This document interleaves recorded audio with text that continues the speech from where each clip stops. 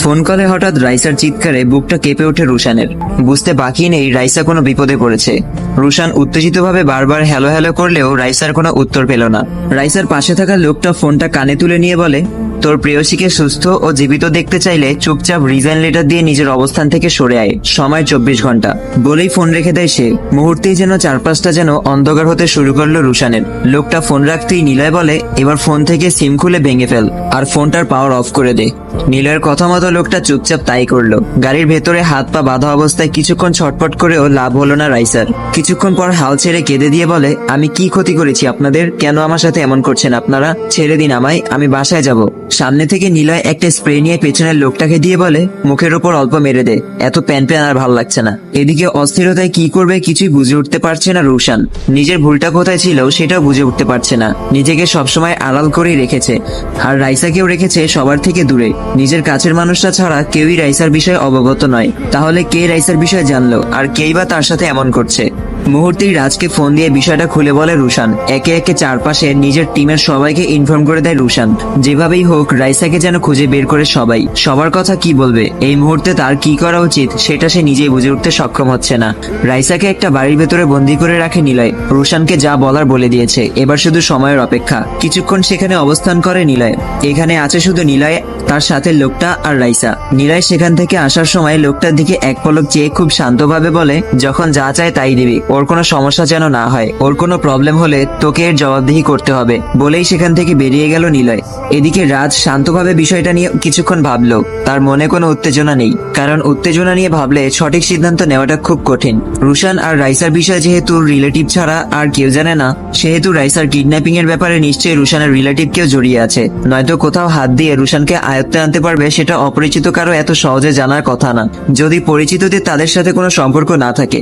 রাজ এসব নিয়ে কিছুক্ষণ ভেবে তুষারকে ফোন দিল। তুষার ফোন রিসিভ করতেই রাজ বলে ওঠে, কোথায় তুই? তুষার চায়ের কাপে চুমুক দিয়ে বলে, এই তো রাস্তার চায়ের দোকানের সামনে, নিবিড়ও আছে পাশে। রাজার প্রশ্ন না করে সরাসরি প্রশ্ন করে, নিলয় কোথায়? তুষার কিছুটা ভাবান্তর হতেই দেখে সামনে থেকে নিলয় তাদের দিকে এগিয়ে আসছে। তাই আর না ভেবে বলে, এই তো সামনে আছে সে, কোনো সমস্যা হয়েছে? আমাদের আসতে হবে? রাজ বলল, নিলয় ওদের সাথে?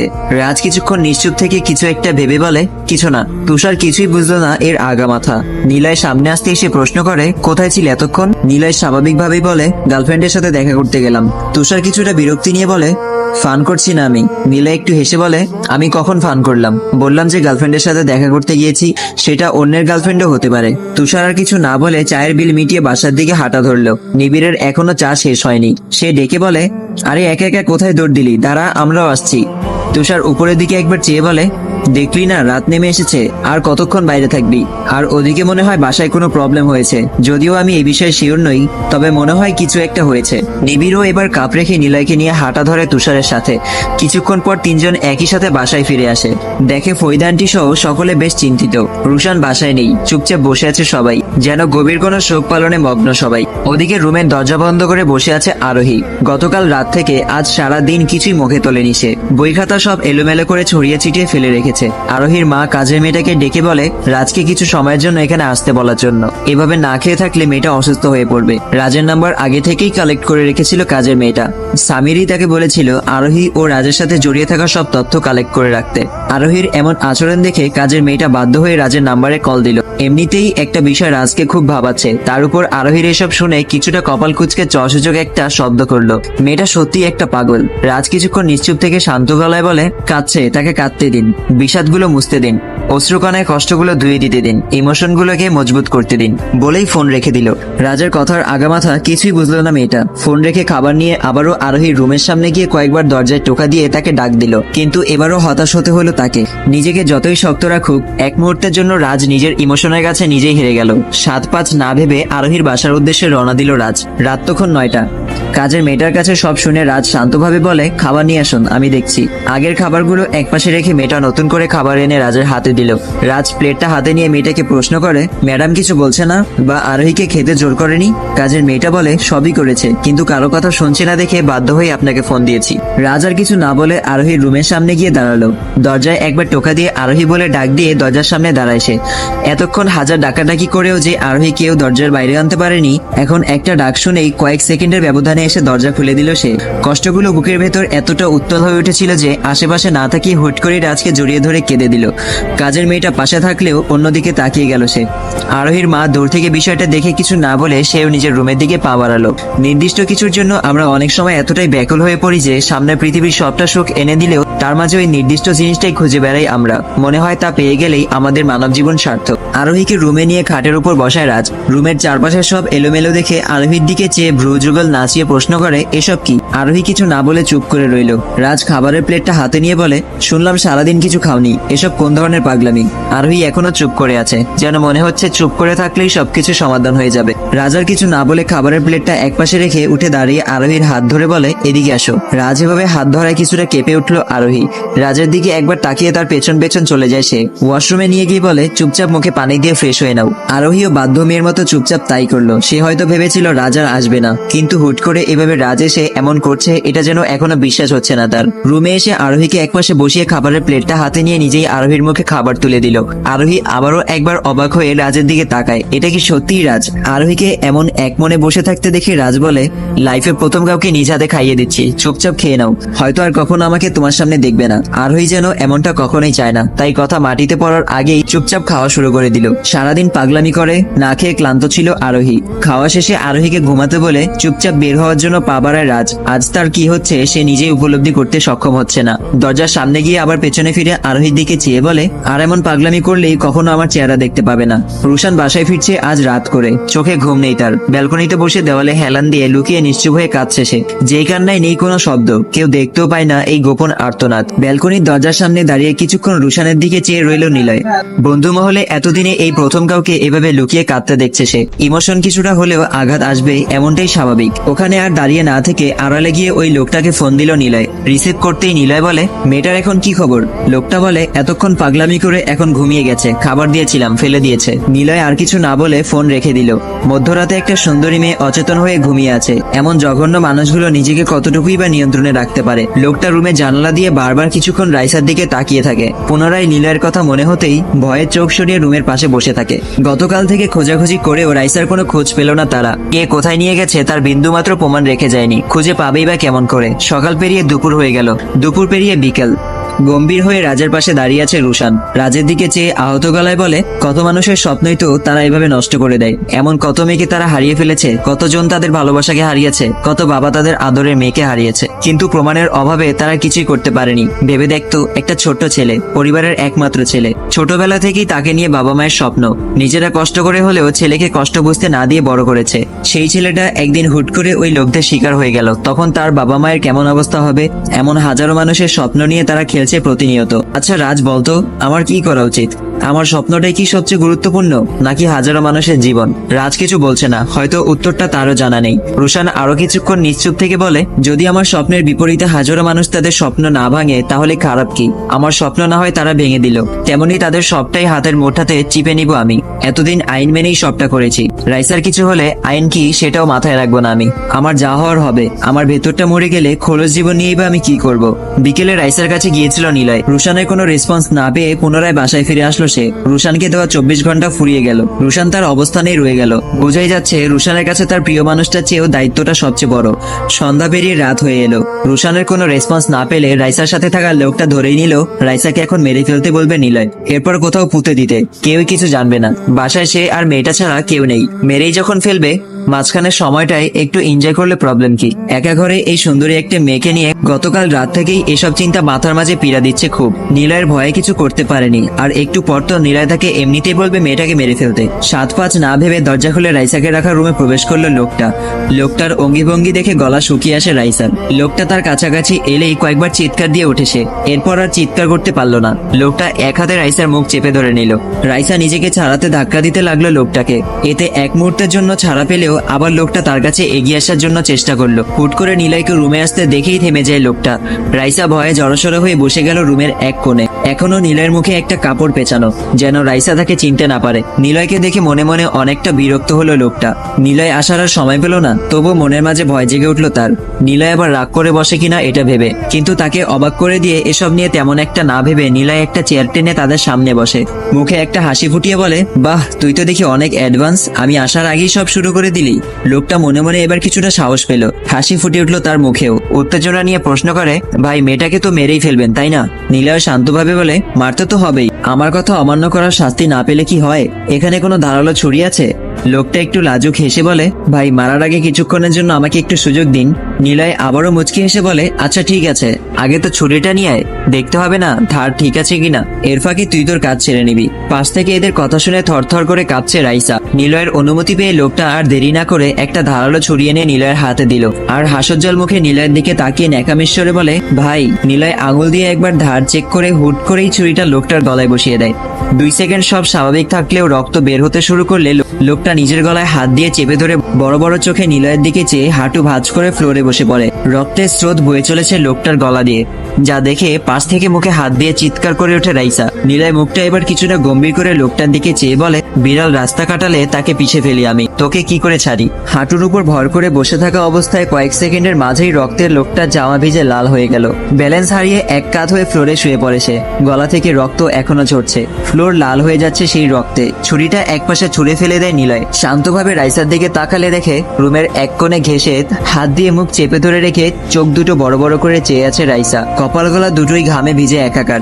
নিলয়কে তার দিকে তাকাতে দেখলে ভয়ে কেঁপে ওঠে রাইসাও। মনে একটা প্রশ্ন অজান্তেই নাড়া দিল, লোকটার মতো এখন রাইসাকে কি এভাবে জবাই করে দিবে? থরথর করে সারা শরীর কাঁপছে তার। জীবনে প্রথম কাউকে চোখের সামনে খুন হতে দেখলো সে। জবাই করা মুরগি যেমন করে থপড়ায়, ঠিক তেমন করেই তার চোখের সামনে একটা তাজা প্রাণ নিস্তেজ হয়ে গেল। ভয়ে মুখ দিয়ে কথা বের হচ্ছে না রাইসার। নিলয়ের দিকে চেয়ে থরথর করে কাঁপছে শুধু। তাকে অবাক করে দিয়ে নিলয় বলে, ভয় পাবে না, চুপচাপ উঠে নিজেকে স্বাভাবিক করে নাও, বাড়ি পৌঁছে দিয়ে আসছি তোমায়। রাইসা এবার আরো অবাক হয়ে বলে, লোকটা কি বলছে এসব? নিজের লোককে মেরে তাকে বলছে বাড়ি পৌঁছে দিবে? তাহলে ধরে এনেছে কেন? কিছুই মাথায় আসছে না তার। রাইসাকে এখনো চুপচাপ জড়সড় হয়ে বসে থাকতে দেখে নিলয় আবার বলে, চুপচাপ যা বলছি তাই করো, নয়তো এই লোকটার মতোই অবস্থা হবে তোমারও। যদিও রাইসাকে ভয় দেখানোর জন্যই কথাটা বলেছিল নিলয়, তবে কাজও হয়েছে সে কথায়। প্রাণের মায়া কম বেশ সবারই থাকে, তাই চুপচাপ নিলয়ের পেছন পেছন হাঁটতে থাকে সে। নিলয় তাকে গাড়িতে বসিয়ে নিজে গিয়ে ড্রাইভিং সিটে বসে। নিলয় ড্রাইভিং করার সময় রাইসা পেছন থেকে বেশ কিছুক্ষণ তার দিকে লক্ষ্য রাখলো। পুরোটা সময় লোকটা মুখে একটা কাপড় বেঁধে রেখেছে। আবার রাইসার ক্ষতি করতে চেয়েছিল দেখে নিজের লোককেই মেরে ফেলেছে সে। এখন আবার বলছে বাড়ি পৌঁছে দিবে। লোকটার কাণ্ড সব মিলিয়ে রাইসাকে ভাবাচ্ছে খুব। এত কিছুর পরও লোকটা নিজের চেহারা দেখাতে চাইছে না কেন? তার উপর কিছুটা চেনা চেনা মনে হচ্ছে। সব মিলিয়ে কৌতূহল বেড়েই চলেছে রাইসার। মনে মনে সিদ্ধান্ত নিল হুট করে একটানে লোকটার মুখের কাপড় সরিয়ে নিবে। কিছুক্ষণ ভেবে ভেবে সময় কাটালো রাইসা। ভয়ে কাপড় সরাতে সাহস করছে না। অনেকক্ষণ পর বড় বড় দুটো নিঃশ্বাস নিয়ে নিজের মাঝে কিছুটা সাহস সঞ্চয় করলো সে। হাত বাড়িয়ে নিলয়ের মুখের কাপড় সরাতে যাবে, এমন সময় নিলয় একটা পিস্তল তাক করে ফেলে রাইসার দিকে, যা দেখে ভয়ে রীতিমতো কাঁপাকাঁপি শুরু করে দিল রাইসা। নিলয় এতক্ষণ সামনের গ্লাসে রাইসার অঙ্গিভঙ্গি ঠিকই লক্ষ্য রেখেছিল, যেটা হয়তো রাইসার মাথাতেই আসেনি। গাড়ি থামিয়ে নিলয় বলে, রুশানের সাথে থেকে থেকে এসব শিখেছো নাকি? বেশি চালাকি করার চেষ্টা করবে তো এখান থেকে শুধু 1 রাউন্ড খরচ করব। রাইসার সব সাহস সেখানেই উড়ে গেল। বাকিটা রাস্তা আর হাতও নাড়ালো না সে। বেশ কিছুক্ষণ পর গাড়ি ব্রেক করে রাইসাকে নামতে বলে নিলয়। রাইসা নামতে রেডি হলে নিলয় বলে, আরেকটা কথা, আমি রুশানেরই দলের একজন লোক। বাসায় গিয়ে বলবে যে রুশানের কথায় তোমাকে এখানে ফেরত দিয়ে আসা হয়েছে। হয়তো তোমার ফ্যামিলি রুশানকে স্বার্থপর ভাবতে পারে। রাইসা কিছু না বলে চুপচাপ নেমে গেল। নিলয় আর এক মুহূর্ত দেরি না করে একটানে গাড়ি নিয়ে রাইসার চোখের আড়াল হয়ে গেল। রাত হয়ে গেছে অনেক আগেই। রাইসাকে মেরে ফেলেছে ভেবে ইতিমধ্যে রাইসার বাড়িতে কান্নার রোল পড়ে গেল। আরশিও এই বাসায়। খবর পেয়ে সকালেই এসেছে। রাইসা আর এক মুহূর্ত দেরি না করে নিজের যান নিয়ে বাসায় দিকে ছুটে গেল। কলিং বেল বাজতেই দরজা খোলে রামিম। রাইসাকে বাইরে দাঁড়িয়ে থাকতে দেখে যেন কিছুক্ষণের জন্য কথা বন্ধ হয়ে গেল তার। পেছন থেকে সবাই ছুটে আসে দরজার দিকে। রাইসাকে দেখে আরিশা ছুটে এসে মেয়েকে জড়িয়ে ধরে কেঁদে দিল। তার সাথে নানান প্রশ্ন, তোর কোনো ক্ষতি করেছে কিনা, কারা এমন করেছে, এখন ফিরে এলি কিভাবে, এমন নানান প্রশ্ন।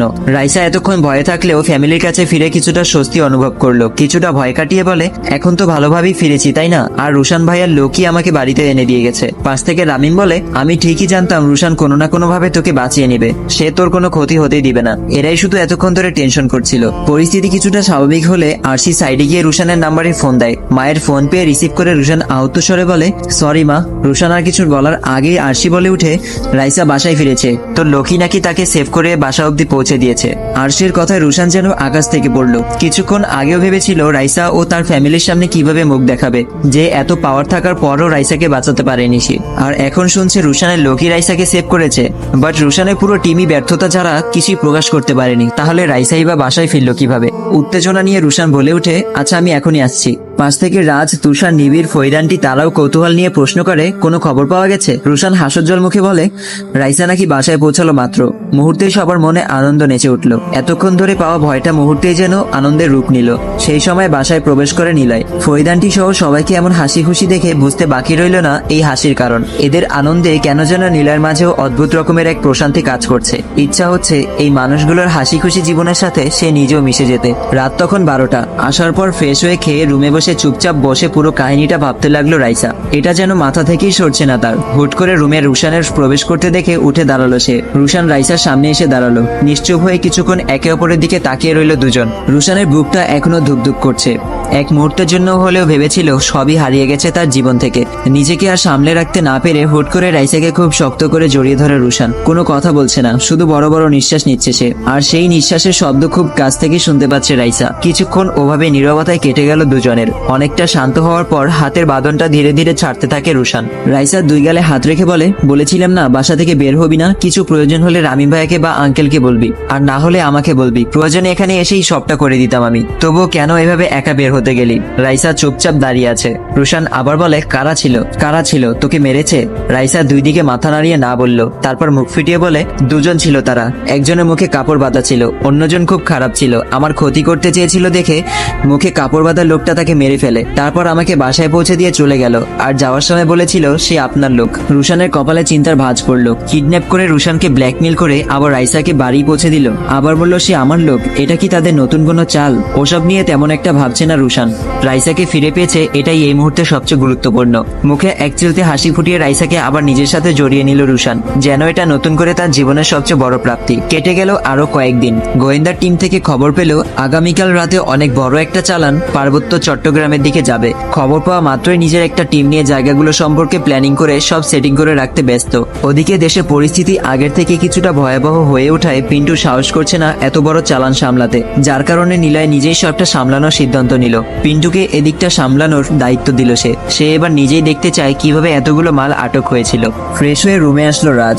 ফরিদা আন্টি আর তুষার ছাড়া বাসায় কেউ নেই। মাঝে মাঝে বাসাটাকে খুবই শূন্য মনে হয়, আবার হঠাৎ করেই পূর্ণ হয়ে ওঠে। জীবনের অনেক সময় বন্ধু বান্ধব ছাড়া একা কাটিয়েছে রাজ।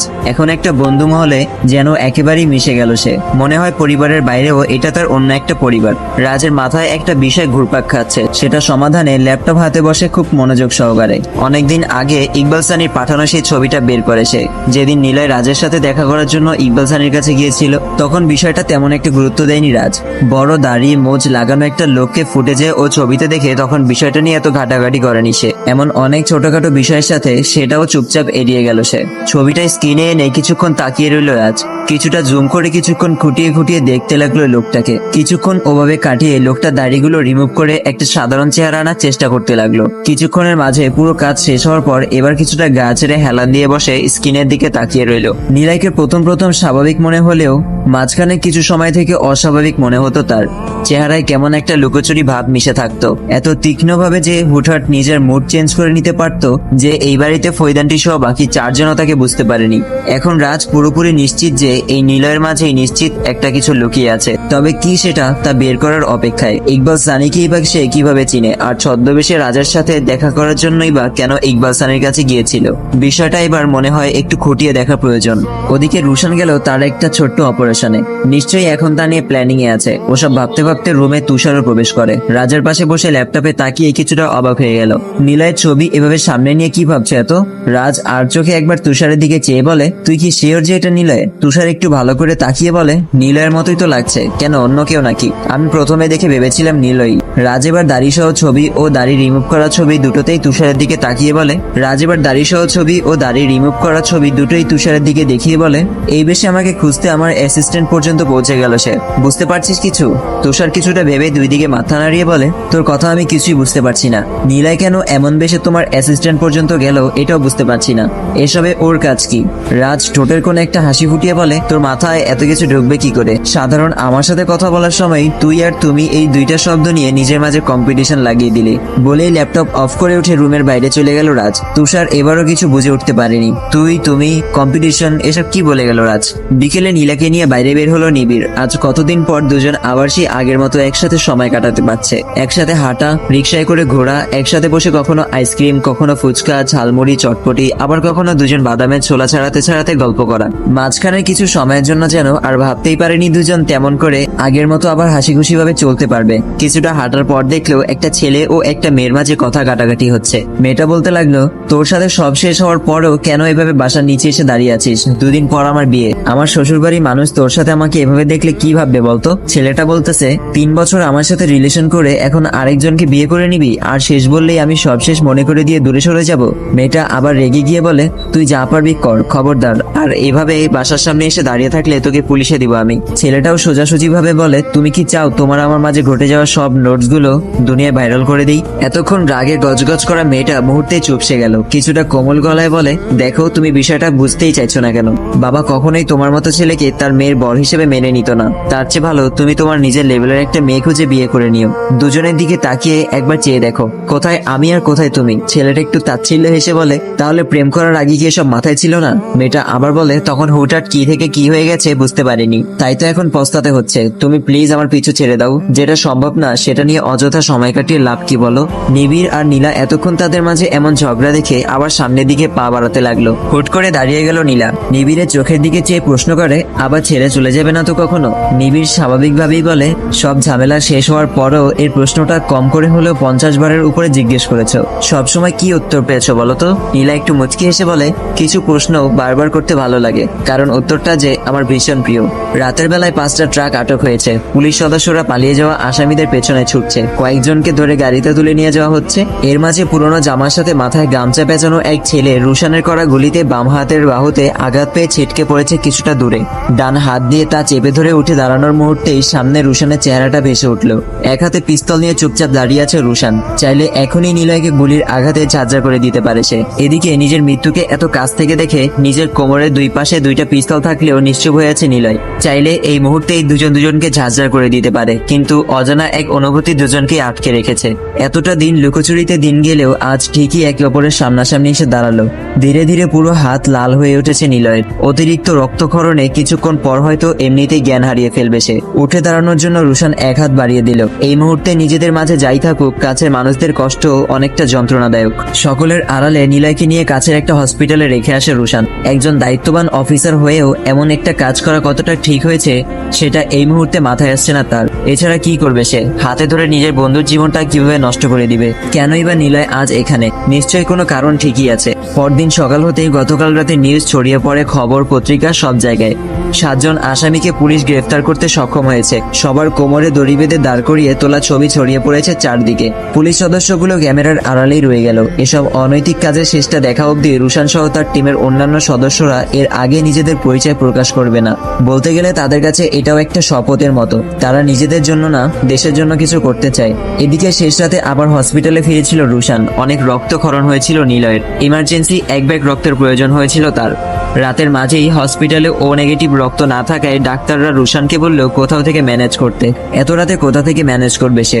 নিজের রক্তের গ্রুপও ও নেগেটিভ হওয়ায় রুশানই রক্ত দিল তাকে। দুজনের রক্তের গ্রুপ কাকতালীয়ভাবে এক থাকাটাও যেন নিলয়ের জন্য একটা ভাগ্যের ব্যাপার ছিল। বন্ধুত্বের সম্পর্কটা অদ্ভুত একটা সম্পর্ক।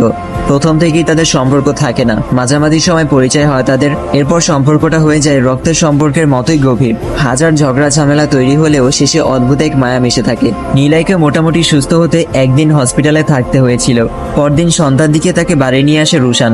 সবাই নিলয়কে নিয়ে উত্তেজিত হয়ে পড়লেও রাজ শান্তভাবে বসে আছে রুশানের সাথে। রুশান অপারেশন যাওয়া, সেই সাথে নিলয় উধাও হয়ে যাওয়া, পরদিন আবার দুজন একই সাথে বাসায় ফিরে আসা, তার উপর নিলয়ের বাম হাতে ব্যান্ডেজ করা। কি হয়েছে তা কিছুটা হলেও আন্দাজ করতে পারছে রাজ। সেই রাতটা কোনোভাবে কেটে গেল। সন্ধ্যার পর থেকে বন্ধুদের মাঝে এসব নিয়ে আলোচনা হলে ঘটনাটা বন্ধু মহলের মাঝেই সীমাবদ্ধ থাকলো। নিবিড় হাঁ করে চেয়ে আছে। নিলয়ের এমন কিছু কখনো শুনবে তা হয়তো ভাবনাতেই ছিল না তার। তুষারও কিছুটা অবাক হয় এতে।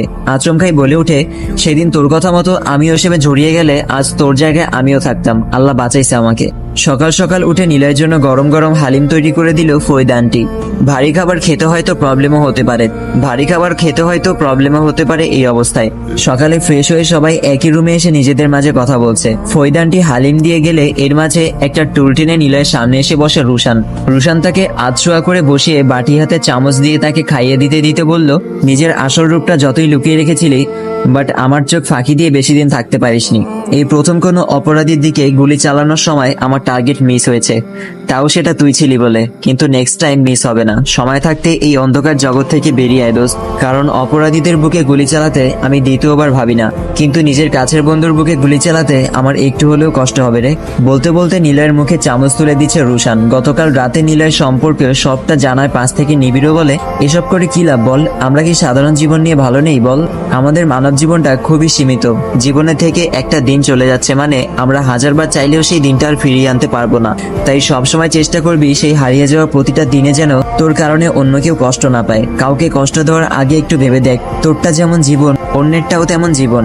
জীবন নিয়ে তোর যেমন স্বপ্ন আছে তেমন অন্যদেরও আছে। কেন অন্যকে কষ্ট দিয়ে আমরা সুখী হব?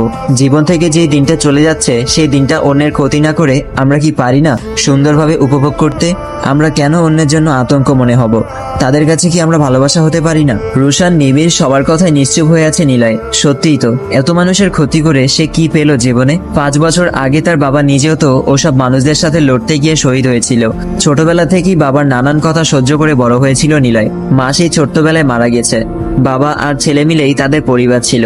নিলয়ের বাবা ইচ্ছা ছিল ছেলেকে বড় কিছু একটা বানাবে, যেন সবার সামনে মাথা উঁচু করে বলতে পারে এটা আমার ছেলে। আর অন্যদিকে পড়াশোনায় একদমই মনোযোগী ছিল না নিলয়। প্রতি ক্লাসে মার্কস হিসেবে তার রোল থাকতো অনেক পেছনে, যার কারণে তার বাবা অনেকদিন মেরেছিল তাকে।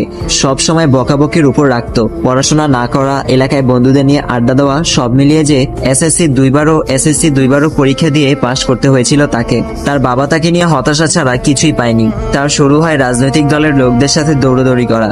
এলাকা ভিত্তিক, উপজেলা ভিত্তিক বিভিন্ন সংগঠনে নিজের জায়গা শক্ত করে নিয়েছিল খুব কম বয়সেই। নিলয়ের বাবা যখন বুঝতে পারলো ছেলে তার নিয়ন্ত্রণের বাইরে চলে গেছে, তখন রাগে বাড়ি থেকে বের করে দিয়েছিল ছেলেকে। সাথে নানান কথা তো আছেই, জীবনটা অল্প বয়সেই শেষ করেছে সে। এখন এসবের পেছনে ছুটে বড় হলে অন্যের কাছে হাত পাতা ছাড়া কিছুই কপালে নেই তার। নিলয় যেদিন মন সেদিন বাবার থেকে অনেক দূরে নিয়ে গিয়েছিল তাকে। বাবার কথাটাই চ্যালেঞ্জ হিসেবে নিয়েছিল সে নিজে কারো কাছে হাত পাতবে না, অন্যেরা তার কাছে হাত পাতবে। মাথায় ঢুকে যায় শুধু ক্ষমতার খোঁজার নেশা। তার বাবা ভেবেছিল এই এক ধাক্কায় নিলয়কে অনেকটা বদলে দেবে।